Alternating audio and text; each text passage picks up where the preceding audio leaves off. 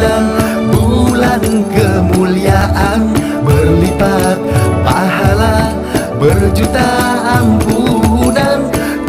Kuatkan takwamu, penuh keimanan. Marhaban Ramadan, marhaban Ramadan. Assalamualaikum warahmatullahi wabarakatuh. Halo sahabat Mas Oji Channel, dimanapun teman-teman saat ini berada. Alhamdulillah, bersyukur kepada Allah, bersolawat kepada Rasulullah Muhammad SAW. Mudah-mudahan teman-teman semuanya hari ini di perjumpaan kita di hari kedua tanggal 2 Ramadan, teman-teman semuanya dalam kondisi yang sehat dan pastinya ibadah puasanya diberikan kelancaran dan keberkahan. Alhamdulillah, berjumpa lagi hari ini kita di Ramadan kedua ya. Sebagaimana kemarin kita sampaikan bahwa di bulan Ramadan ini Mas Oji Channel memiliki program Mutiara Ramadan. Mudah-mudahan setiap hari kita bisa berbagi hikmah ya, seperti sebelum-sebelumnya Mas Oji Channel, teman berbagi motivasi dan inspirasi. Di hari kedua di bulan Ramadan ini kita ingin mengambil sebuah hikmah ya dari sebuah buku yang saya punya, judulnya Menjadi Bijak dan Bijaksana ya, karangan Ibnu Bashar, di jilid kedua. Kembali saya ingin bacakan sebuah hikmah yang mudah-mudahan kita bisa belajar banyak dan terinspirasi dari hikmah hari ini. Hari ini kita ingin belajar tentang salmon dan hiu. Ayo kita simak. Marhaban Ramadan. Sahabat Mas Oji Channel yang dimuliakan Allah, Allah berfirman di dalam surat Al-Baqarah ayat 286, la yukallifullahu nafsan illa wus'aha, bahwa Allah tidak membebani seseorang melainkan sesuai dengan kesanggupannya. Tentang hiu dan ikan salmon, kita ingin bercerita pada menu ikan yang ada ditemukan banyak di Jepang ini. Ikan salmon itu akan jauh lebih enak, lebih mahal dinikmati jika ikan tersebut masih dalam keadaan hidup. Jadi orang Jepang itu hobinya makan ikan salmon. Kenapa jadi mereka cerdas-cerdas gitu ya? Karena ikan salmon itu ikan yang hidup di dataran laut ya, di dalam kedalaman laut yang sangat dalam.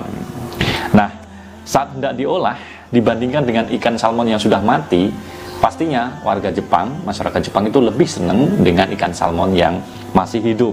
Nah, itu sebabnya teman-teman semuanya, para nelayan di Jepang itu ketika membawa tangkapan ikan salmon sampai ke daratan selalu membuatkan kolam khusus ya. Di dalam kapalnya ada kolam yang dimasukin ikan-ikan salmon itu, tujuannya agar ikan salmon itu tetap hidup sampai di daratan. Tapi kenyataannya banyak juga ikan salmon yang akhirnya mati karena tidak tahan ya dengan kondisi air buatan atau kolam buatan yang ada. Nah, bagaimana caranya agar salmon itu tetap bertahan hidup? Orang Jepang tidak kehabisan akal. Di dalam kolam itu, nelayan-nelayan itu memasukkan hiu kecil, ya, ikan hiu, pemangsa ikan, ya, yang dimasukkan di dalam kolam itu agar punya tujuan, ya, supaya ikan salmon yang ada di dalam kolam buatan itu tetap hidup. Dan ajaibnya, teman-teman semuanya, hiu kecil itu akhirnya memaksa salmon-salmon itu terus bergerak, menghindari adanya hiu yang dimasukkan di dalam kolam tersebut ya. Salmon-salmon yang ada itu kemudian terus bergerak, jangan sampai ia dimangsa, sehingga karena tetap bergerak, salmon-salmon itu tetap hidup dan yang mati itu jumlahnya lebih sedikit ya, dibanding kalau tidak dimasukin hiu yang tadi menjadi cara yang dilakukan oleh para nelayan tersebut. Ternyata betul apa yang disampaikan bahwa diam itu akan membuat kita mati ya, bergerak akan terus membuat kita hidup. Kemudian apa yang membuat kita diam? Saat tidak ada masalah dalam hidup dan saat kita berada di dalam zona nyaman, situasi seperti ini kerap membuat kita terlena. Begitu terlenanya sehingga kita tidak sadar bahwa kita telah mati. Nah, teman-teman sekalian yang dimuliakan Allah, terus apa yang menjadikan kita bisa terus bergerak dan bisa bertahan hidup? Ternyata jawabannya adalah masalah. Betul, sekali lagi masalah. Masalah yang menjadikan kita bisa bertahan, tekanan hidup dan tekanan di dalam pekerjaan kita, mungkin di dalam apapun yang terjadi dalam kehidupan kita. Itulah yang menjadikan kita bergerak aktif dan berusaha mengatasi semua pergumulan hidup.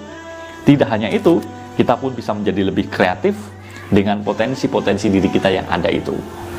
Sehingga ketika kita ada masalah, ada tekanan, ya, ada problematika, kita dipancing untuk bisa aktif bergerak, berinovasi, ya, termotivasi untuk terus bisa berkembang luar biasa.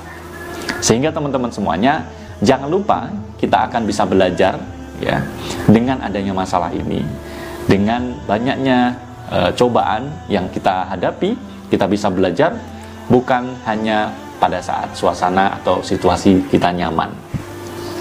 Nah, oleh karena itu bersyukurlah teman-teman atas kehadiran seekor hiu kecil yang kita sebut sebagai masalah, ya, yang terus memaksa kita untuk terus bergerak agar kita bisa survive dan never give up. Teman-teman yang diberkahi Allah, lalu apa yang menjadi hikmah yang bisa kita jadikan pelajaran di dalam kisah salmon dan hiu itu tadi?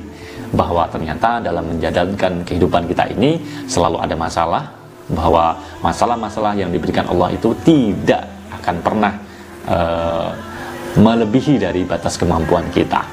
Sehingga kuncinya adalah bergerak untuk bisa lebih baik, ya, mempertahankan masalah-masalah itu bisa kita selesaikan dengan baik.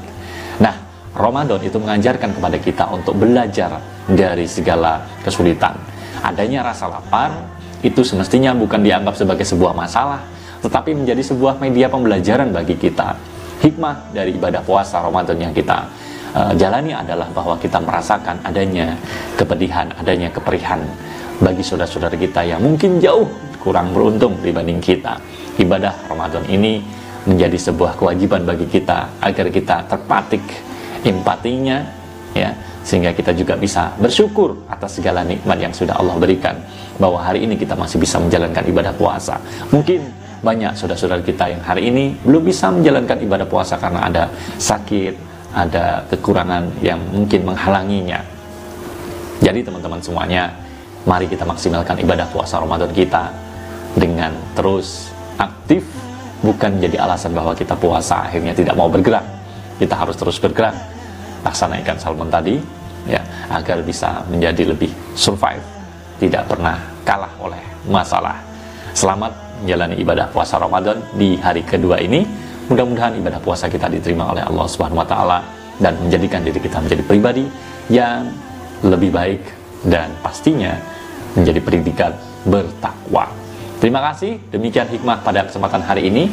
Sekali lagi, atas segala dukungan dan support teman-teman untuk pengembangan channel ini, saya mengaturkan terima kasih. Sampai jumpa di hari besok, di hari ketiga bulan Ramadan. Terima kasih atas segala perhatiannya. Mohon maaf atas segala kekhilaafannya. Assalamualaikum warahmatullahi wabarakatuh.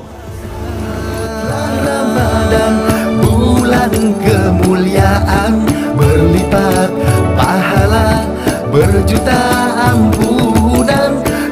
Kuatkan takwamu, penuh keimanan,